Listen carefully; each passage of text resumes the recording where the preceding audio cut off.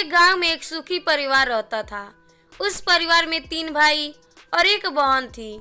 उनके माँ बाप उन चारों से बेहद प्यार करते थे, मगर बीच वाले बेटे से थोड़ा परेशान थे।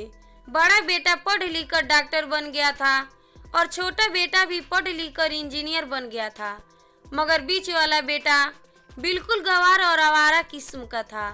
कुछ समय बाद उनके दोनों बेटे डॉक्टर और इंजीनियर ने शादी कर ली और महीनों बाद ही इनकी बेटी का भी एक अच्छे घराने में विवाह हो गया, मगर बीच वाला बेटा अभी भी कुंवारा ही था।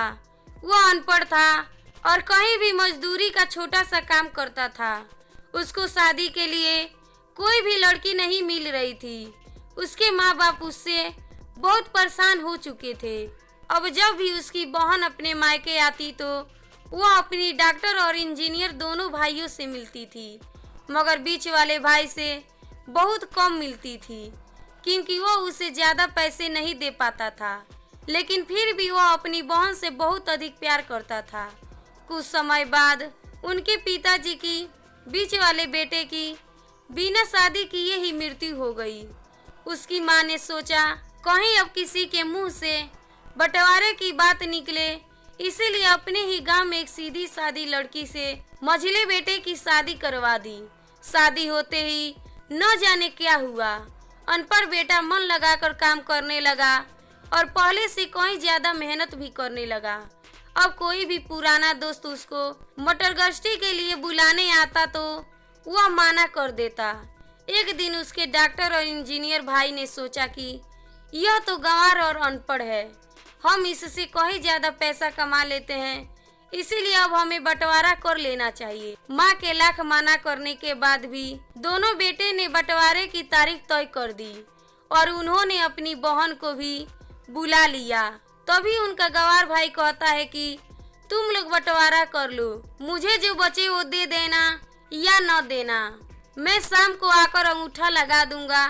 तभी उसकी बहन कहती है, अरे बेवकूफ, तू तो हमेशा बेवकूफ ही रहेगा, जमीन का हिस्सा तो आमने सामने बैठकर होता है। और उसकी माँ भी उसे काम पर जाने से रोकती है।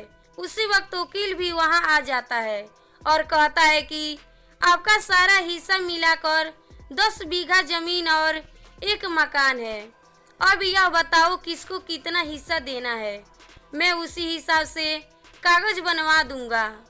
तब गंवार भाई कहता है, वकील साहब 5-5 बीघा जमीन हमारे दोनों भाइयों के नाम लिख दो और यह हमारा घर है, मेरी प्यारी बहन के नाम कर दो। तब दोनों भाई पूछते हैं कि तू अपने हिस्से में क्या लेगा। गंवार भाई कहता है कि मेरे हिस्से में मेरी प्यारी माँ है। वह अपनी पत्नी की तरफ मुस्कुराते हुए कहता है, क्यों, क्या मैंने गलत कहा?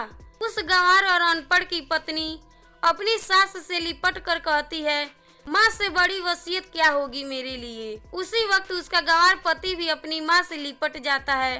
गंवार बेटे और बहू के प्यार ने जमीन जायदाद के बंटवारे को एक सन्नाटे में बदल दिया। तभी बहन अपने गंवार भाई के गले लग कर लिपट कर रोते हुए कहती है कि माफ कर दो भैया, मैं आपको सामान नहीं दे सकी।